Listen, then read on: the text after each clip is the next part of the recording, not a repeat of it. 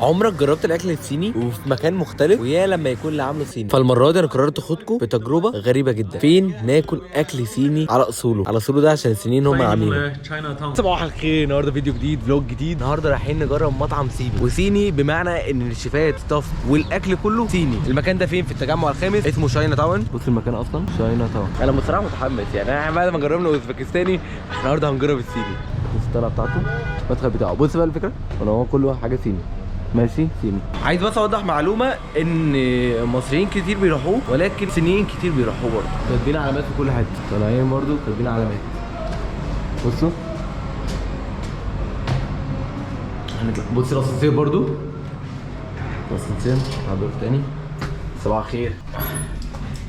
اول ما تخش مطعم صيني، مطعم شكله حلو قوي، يعني زي الافلام الصيني اللي بنتفرج عليها. متفائل. بصوا تحفه.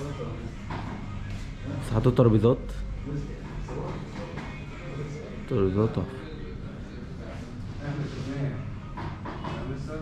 تحفه.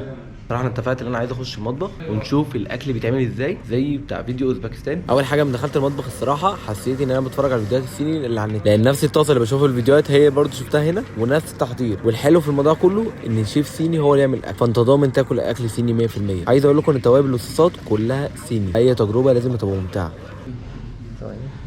كده هنتعب مع بعض. اول حاجه الدمبل ده اول حاجه. دمبلينج. ايوه وانا عملتها قبله. سيب هنا. ده صوص. صوص. حلو. ده رومي، انت تعمل كده رومي؟ طويل. اسمه الصيني نيوروميان. نيوروميان.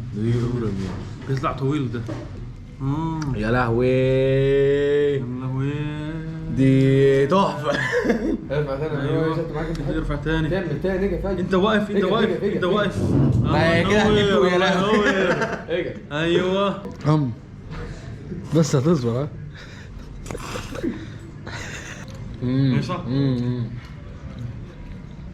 حلوه دي. ما ايه بقى بالصيني؟ تانسوليجي. ايه؟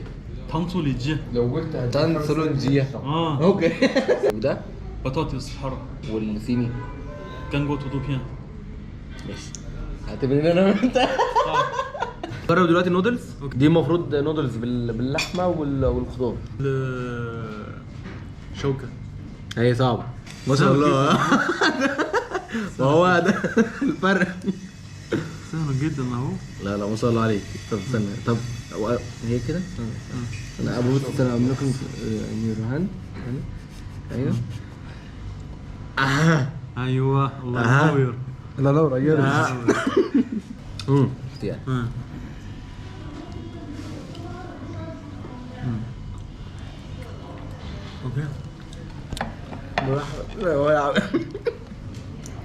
عثمان بيجري الصراحه، انا وشي احمر. دي صدق كنت باكلها صلصه. دي شطه. انت باكلها صلصه. لايك سبسكرايب وفولو بالسين. قول السلام. ما تنساش تعمل لايك سبسكرايب كومنت. مش فاهم يا حبيبي. لا تنسى ان تفعل اللايك والكومنت 请大家不要忘记点赞、转发，并来我的餐厅尝试。拜拜，再见。